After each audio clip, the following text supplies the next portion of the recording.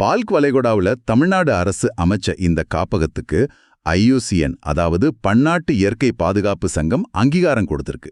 இது பெரிய விஷயம் தானே? ரொம்ப ரொம்ப பெரிய விஷயம். இது ஒரு குளோபல் ரெகக்னிஷன். டுகாங் அத கடல் பசுன்னு சொல்லுவாங்க. இது ஒரு கடல் பாலூட்டி. இந்தியால இருக்கிற ஒரே தாவர உண்ணி கடல் பாலூட்டி இதுதான். கடற்புற்களை சீ கிராஸ மட்டும் சாப்பிட்டு வாழுது. அந்தமான், மன்னார் வளைகுடா, கட்ச் வளைகுடா, அப்புறம் இந்த பால்க் வளைகுடா பகுதிகளில் மட்டும்தான் இதை பார்க்க முடியும். இதோட எண்ணிக்கை ரொம்ப குறைவா இருக்குன்னு சொல்றாங்களே, அதனாலதான் இந்த பாதுகாப்பு முயற்சியா? ஆமா, இதோட இனப்பெருக்கம் ரொம்ப மெதுவா நடக்கும். 9-10 வயசுல தான் மெச்சூரிட்டி வரும். 3-5 வருஷத்துக்கு ஒரு தடவை தான் குட்டி போடும்.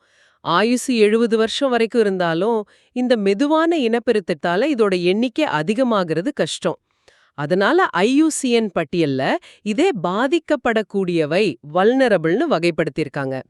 அப்புறம் சைட்ஸ் அப்படிங்கிற அழிந்து வரும் உயிரினங்களோட சர்வதேச வர்த்தக தடை ஒப்பந்தத்தோட பின்னிணைப்பு ஐல இருக்கு. அதாவது இதோட சர்வதேச வர்த்தகம் முழுக்க தடை செய்யப்பட்டிருக்கு. இந்திய வனவிலங்கு பாதுகாப்பு சட்டத்திலயோ அட்டவணை 1ல, அதாவது மிக உயர்ந்த பாதுகாப்பு நிலையில இருக்கு.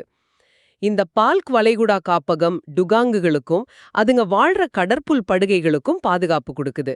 கடற்புல் படுகைகள் மத்த நிறைய கடல் உயிரினங்களுக்கும் முக்கியம். அதனால இந்த அங்கீகாரம் இது மாதிரி ஸ்பெஷல் பாதுகாப்பு பகுதிகள் எவ்வளவு அவசியம்னு வலியுறுத்துது.